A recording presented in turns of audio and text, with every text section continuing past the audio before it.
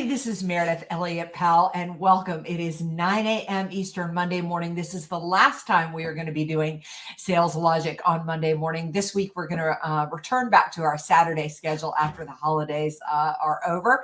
So I am hanging out here in the studio with my cohort, Mark Hunter. Welcome, Mark. Hey, welcome. And it's neat to see us broadcasting not only on all your channels, but on all my channels. So we got even more people watching us this morning. It's outstanding. Exactly. Well, winter has finally come here to Asheville, North Carolina. I was pretty excited. It's crazy. It was 70 degrees here yesterday. And this morning we have snow. Of course, it'll be gone by Wednesday. That's one thing I love about Asheville. Well, we had 72 degrees Saturday afternoon in Dallas, and by 10 o'clock, it was down to 30 degrees. So, so you never know. I think it's Nebraska trying to get back at me, but anyway, it's probably true. Well, we've got this is our first show of 2022. We've got a great lineup today. How about I hit the video and we jump in? Let's go. Prospect with integrity, we will get customers who have integrity. Integrity is the foundation from which everything is built on. You better understand value. But at the end of the day, sales is a relationship business. It is a people business. It is an emotional business.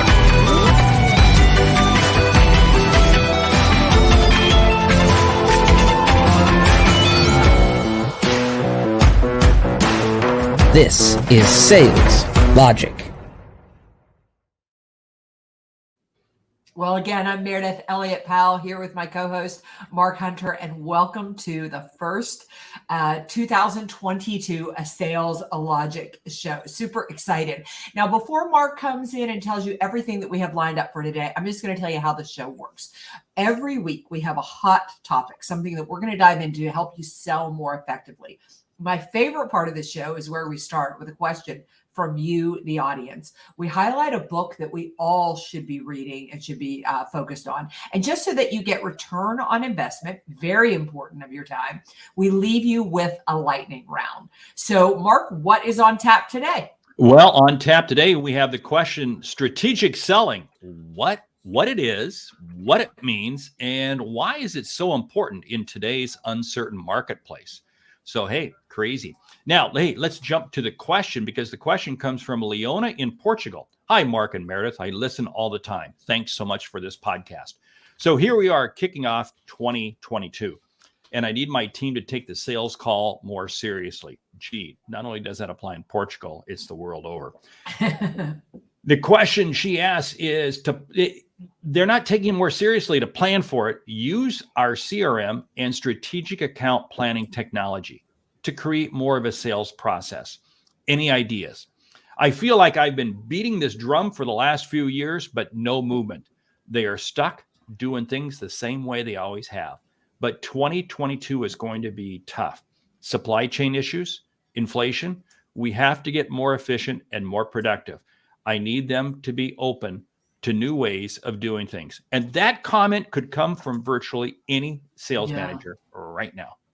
I would agree. That is it's a great question to start the year because it's it is a problem that everybody is facing. But I'm going to say start right there with the why. I mean, the last part of the question that you gave to us is really where you need to start with your team. Talk about the fact that 2022 has challenges in front of it. You've got supply chain issues. You have inflation. You're dealing with a highly competitive market, indecisive buyers. Those are all the reasons that the team needs to get more efficient, more effective, needs to take the process more seriously. Add to that, you want them to be successful. And if you want them to be successful, if they're going to be successful, they need to take it more seriously. So I would say start right there, begin with the why. Yeah, it's interesting. I sent a note out last night to several VPs of sales I work with, and I said, there's two things that you got to get your salespeople focused in on. One, having a tight list of who they're going after, especially in January and February. In other words, get the repetition down right. And for this part, for one particular company, I sent a note to, I said it's 25 accounts. They need to have 25 accounts that they're going after. Second piece is micromanage them on how they use Mondays and how they use the first 2 hours of the day, because you've got to establish really good habits with your sales team right out of the chute. And if they waste Mondays, they're going to waste the week. If they waste the first 2 hours of the day, they're going to waste the day. But I said, those are the things you got to zero in on. That's a message I'm sending to a number of VPs of sales, because you know what's interesting? Sales is not spelled S-A-L-E-S. It's spelled persistence. That's what it takes to be successful in sales. Yeah, I'd also think that you need to divide the herd. And what I mean by that is, so often we're so focused on getting those underperforming sales professionals performing, and focus your time and your energy on those ones that are performing, that are taking it seriously. You know, I always like to think of team members like a barbell. 20% of your team members are going to perform no matter what, whether you showed up or not. They are disciplined. They are doing it themselves. 60% fall in the middle, and 20% are at the bottom. That if you offered them $1 million to move from one couch to the next, they would still ask you, why do I have to do that? That 60% is going to go where you as the leader focus your time and your energy. If you focus on the bottom half, they'll see the attention there and they'll go to that half part. If you focus on the top 20%, they'll pull themselves up. So pay attention to where you as a sales leader focus your time and attention. Well, that's so spot on, because it's easy for sales managers to point the finger at their salespeople. And yet they really have to start with themselves, because are they really efficient? Are they really effective? But, you know, there's also an old line, and Leona brings it up, you know, they're not using the CRM system. And there's an old line, we'll come back to it. If it's not in the CRM system, it didn't happen. Yeah. I mean, you know, we have jumped the shark in terms of CRM systems. And I'll tell you what, if people aren't using the CRM system and the technology, and this is the whole thing, don't inundate the sales force with too much technology. I find it's only a few sales tools. Too many sales teams have way too many sales tools out there to use. But here's the thing. The sales tools you do have, they're not using them. Hey, you know what? Guess what? They shouldn't be working for you. I mean, I hate to be blunt, but I'm going to be blunt. It's the way it is. Well, I think that Mark brings up a great point, and really start with yourself. Ask yourself, where do you think you're effective and efficient? And then where can you improve your own sales leadership skills? The last thing I'm going to say, which I think is very important, is that you need to decide whether you have skill issues or you have discipline issues. Are people not taking it seriously because they don't want to take it seriously, because they don't think it's serious? If those are your issues, those people need to be ushered off the team. But if it's a skill issue, if there's something they don't know how to do, if they don't even know what taking it seriously using a sales process, have you clearly defined that? I'm blown away by how many companies I work with that they don't have a sales process in place. And if they don't have a sales process in place, then what are you holding them accountable for? Well, and that comes back to the sales manager not knowing what's really going on. And just because the sales manager knows what to do doesn't mean the sales people know what to do. You know, one of the interesting things is I find organizations where there's a lack of motivation. And in fact, I was talking with a CEO of a company the other day about this. And he has a very strong level of motivated employees throughout the company. And I shared with him, I said, you know, motivation is really the result of incredible cooperation in the entire company. Because think about it. If people don't feel like there's cooperation and there's teamwork and there's communication, they're not going to be motivated. So when I see a sales team that is not motivated, guess what? I come back to you, the sales manager. You haven't created a platform for a level of cooperation and communication, which again comes back to what you said earlier. Don't spend your time dealing with the bottom 20%. Those, no matter what you do, they're not going to do anything. So, hey, Leona, what you addressed, critical. Every sales managers going through this issue, get focused, look at yourself first. Let's jump over to the question, strategic selling, what it is, what it means. And wow, we got a great engagement this morning from the audience. Why is strategic selling so important in an uncertain marketplace? I mean, hey, some people tell me, you know what, I can't get strategic because I'm just grabbing whatever comes my way. Well, I want to draw attention to Andy's comment here because I love it. Too many years trying to turn water into wine with the bottom 20%. I mean, you know what? The truth is, even if you're a great sales leader, I do believe you can save people at the bottom 20%. You can, but you have to ask yourself, what is your job? Have you been hired to save the bottom 20%? Or have you been hired to take care of your customers and grow the organization? Those are two different objectives. And once you get clarity on that, you can do the right thing. All right. Strategic selling. What is it? Mark says, so many people say, I don't have time to be strategic. Well, in 2022, you don't have time not to be strategic. In Leona brought up in the question, she talked about the fact that we have supply chain issues, we have inflation, we have increasing competition, we have flight issues, we have everything under the sun going on right now, and you need to be strategic. So let's back up and talk about what strategic selling is. Pretty much is what it sounds like. It's literally approaching your sales process and every single customer from a strategic perspective, from thinking about what you're going to do, how you're going to do it, and questioning why you're doing it. Why are you choosing this customer? What is the background information that you're going to have? How are you going to go in to begin to establish relationship and uncover the need? So strategically looking through the sales process. You know, one of the things there we have to look at when we talk about strategic is about being focused with your time. It is so easy for us to get caught up at squirrel, shiny object. And like today, for instance, I have on my calendar two very succinct things, strategic projects I'm working on. And I'm not going to allow myself to get distracted. I could easily get distracted, whether it be email, whether it be social media, whether it be anything, any number of things.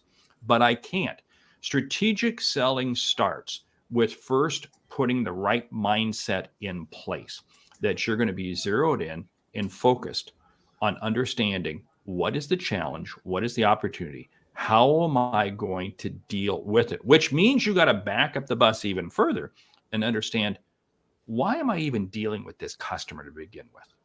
If it doesn't fit your ICP, and we've talked about ICP many shows, if it doesn't fit your ICP, don't waste your time on it. Yeah, I would agree. I'd also say, one of the things that I think is so powerful about strategic selling, which is something I know when I was coming through the ranks, we didn't talk enough about, but really who is influencing that sale? Who are the people involved in that sale? Great that you know them, but how are you strategically going to get them involved in the process? And in today's environment where every sale I feel is complex, I do. It is so rare to have a simple sale. These days, most of us are dealing with a relatively complex sale, and you may not be interacting completely with the people that ultimately make the decision, or at least have some influence over the decision.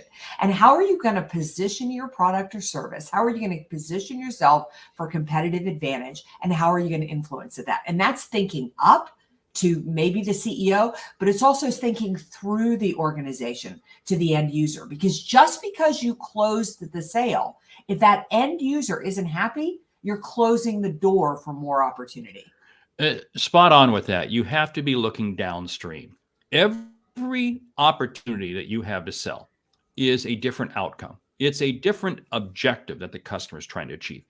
And you have to understand what that is. And what that means is, who are they selling to?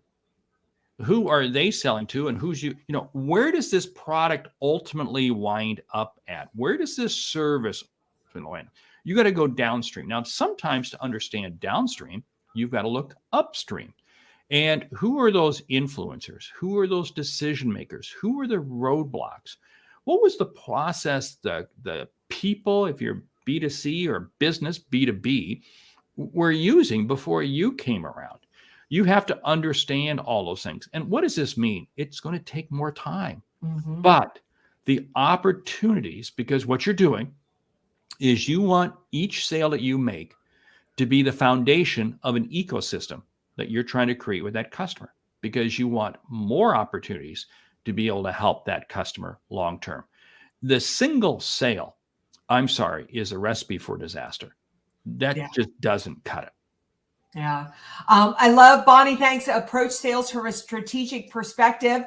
And I really want to hone in here on what Mark is talking about. Being strategic is the only way you can create value and positive outcomes for your customers. This is so key. And Mark, thank you for weighing in on this, because it's right now. I've got to finish a proposal this morning, and my prospect has made it very clear they're looking at 4 other providers besides me. So they have asked for a pretty simple project. It's a project that at the surface, it all looks vanilla. But in order to get the job, as I'm putting through the proposal, I'm being strategic about it. And exactly what Mark is saying, where's the value? Where's the outcome? Where's the return on investment? And to Mark's point, that takes more time. I had to do a lot more questioning in the interview process. I had to do a lot more background and a lot more research. But if I'm going to bother to put together this proposal, shouldn't I bother to give myself a shot of winning it? And giving myself a shot of winning it is exactly what Mark is saying. How am I creating value, and how am I going to get a positive outcome? People look at you and they want to know, where's our return on investment? And if you're not being strategic, you're not going to get there. Strategic selling is at the opposite end of the pendulum from selling on price, if you really think about that. Because what are you doing? Yeah. You're really trying to be focused in on where, and go back to what Meridith, talked about.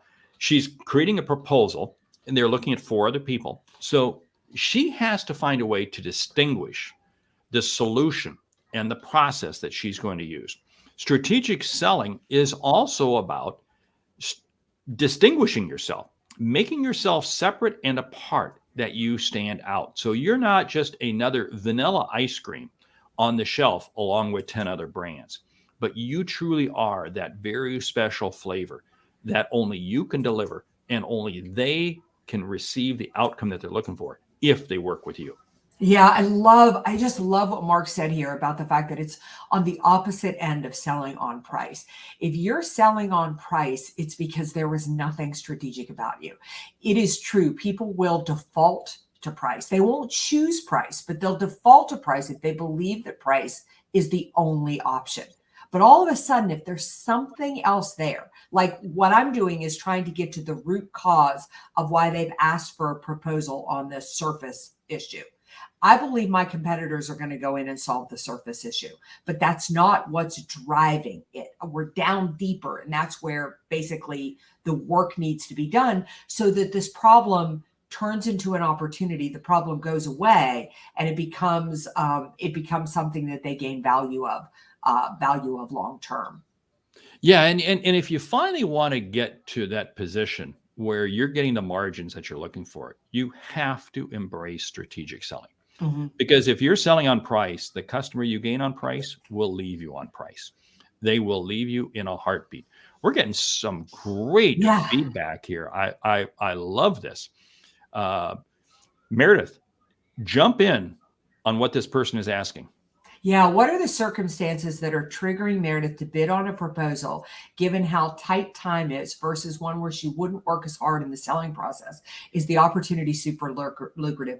John, great question. Number one, the circumstances are, I strategically sold in the interview process. They reached out to me because they had heard of me through somebody else that I had a good result. And in that interview process, I was able to strategically start to sell. They bit on some of the stuff that I talked about that was already different from what the other providers were doing. So that's a huge trigger for me. This is such a good question, John, because you're right. If this had just come in an RFP, Personally, I don't do RFPs, which could be a whole nother show we could talk about. But if it were an RFP, I wouldn't be spending this time and energy. I believe I'm 60 to 70% of the way there by the time I'm putting together this proposal. And yes, the opportunity is super lucrative. It would be a year-long project with more opportunity in there. Plus, I feel like it's in my wheelhouse. I can do it with my eyes closed. But I'm so glad you asked that question, because we had brought up the fact that you don't strategically sell in the proposal. You start the strategic sale long before. They reached out to me. I knew at the surface what they were looking for, but my line of questioning was going to help me go deeper. Because to John's point, if they wouldn't have taken a bite out of what I was saying that differentiated me, I wouldn't have done the proposal. John, does that make sense? If it doesn't, I can go further on that. Meredith, I'm glad you clarified that you don't respond to RFPs, because I was going to take you out to the woodshed if you said that you did, because you're right. RFPs are fat. But here's something key. Think about this. You can go into an opportunity and you may not view it as strategic initially, but as you're talking with the customer, you suddenly turn it into a strategic opportunity because the questions you ask, you get them thinking, you get them moving down a different path. That's what's absolutely key. See, strategic selling is not a one-way road. It's a carpool. It's you and the customer. And you can strategically sell to this customer, but you've got to have the customer in the car with you. Hey, we got great feedback coming in. It's incredible. It's wonderful. We've hit a hot button, but wow, time is slipping by. Should we jump into the book? Yeah, let's just, I like to just say to people, thank you. Yeah. Vidukesh, I'm guessing that's how you pronounce your name. Thank you so much. It is an opportunity for longer partnership. Absolutely. I get this one. I'm going to open the door for so much else. And Joe, for us, it becomes a contributor in helping the client impact business strategy once we have done the table stakes of minimizing costs and safeguarding their assets. I love everything about this. The key word there is contributor in helping the client impact business strategy. That is exactly what you're doing. And John, I'm so glad. I hope you can use this as you go through your process of trying to differentiate yourself in the marketplace. Which is, I think, Mark, right, is a big piece of strategic selling. It's an opportunity to say, hey, you're going to buy from all these people. They're exactly the same. Let me tell you why I can really, really help you from a different perspective. Positions you as a resource. All right, Mark, let's hit the book. Yeah. And I'm going to add to that. It comes back to the definition of sales. It's helping others see and achieve what they didn't think was possible. That's what strategic selling is all about. Okay, the book, Mastering the Complex Sale. Okay, I'm in a temporary situation. I don't have a copy of the book here that I can hold up, but Jeff Toole, excellent. If you've been in any airport over the last 5 years, you have seen this in every bookstore. Mastering the Complex Sale. It is the Bible on how to really strategic sell, because he breaks down that large account. And you know what's interesting? The strategies he talks about in the book works for any account. So I highly recommend Mastering the Complex Sale. I've had a chance to do some work with him in several different countries around the world, and the man is magnificent. I don't know him. I'm going to have to go in and check him out. You need to check him out. I met him for the first time on a flight from Dallas to Bogota, Colombia, where we were speaking, and then we did several more events together, and just a delightful individual. Anyway, okay. Hey, let's jump into the lightning round. Got your hands on the buzzer? I do. Are you ready? Okay. Top 10 ways to be more productive and efficient in 2022. And we got to tease people right now because we got a little special deal we're going to announce at the end. So, hey. Yeah. All right. So if you want to be more productive and more efficient in 2022, start every day with the biggest tasks that are going to produce return on revenue. So return on investment. So anything that is going to generate revenue needs to be done. Mark's going to say before 8 o'clock in the morning. I'm going to give you till 10, but do those tasks first. Tomorrow begins today. You never end the day without knowing exactly what are the outcomes, what are the expectations, and how are you going to do it for the next day coming up. Oh, that's a great one. By noon, really do a quick reflection of how you've spent the morning and reorganize your to-do list for the top 3 to 5 things you want to get done in the afternoon. Block your day and break it down into 2-hour segments or 1-hour segments, 3-hour segments, whatever it might be. But you want to be holding yourself accountable for each segment of the day with a specific outcome that you're going to achieve. Use your CRM, use your CRM, use your CRM. Take a look at your accounts, and right now, take those ones that are on the bottom feeders and get rid of them. You want to become more efficient? Get the bottom feeders out of your system. Yeah. You want to be able to really model yourself, look around you and find people who are more efficient, more productive than you are, and copy some of their habits. So pay attention to the top producers around you and do what they do. I just did this with Mark yesterday. We were thinking about doing something in our mastermind, and we focused in on a friend of ours who's incredibly successful, and just copying a couple of his habits is a great way to make yourself more productive. And I'll make sure you review your goals every morning. Every morning you review your goals. What does that mean? Don't have 20 goals, just have 2 or 3. That's it. I would say that, Mark, can you type in the name of the book? Yes, I okay, sure great. can. While you are talking, I will type in the name of the book. Okay. So if you want to be more efficient and more productive, I would say manage your energy, not your time. I would think if you would spend the day with both Mark or with me, you would see that we manage our days very differently.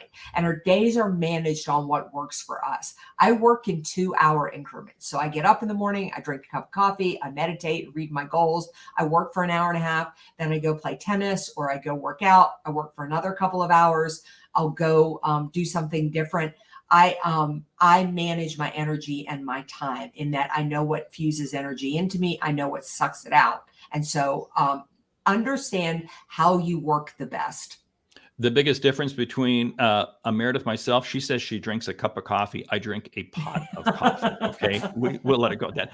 Hey, with that, we need to wrap up the show. But before we wrap up the show, before we go into our normal closing, let's talk about that special deal, because I think it's one of the best ways for people to become more productive and efficient, because we are starting a mastermind group that we want you to join. In fact, we talked about this yesterday. We're so excited about it. We don't even have a landing page. We want you to send a note to either Meridith or myself by way of social media or email and say, hey, I want in the mastermind group. But we are putting together a very special group, and it's going to be broken down into accountability.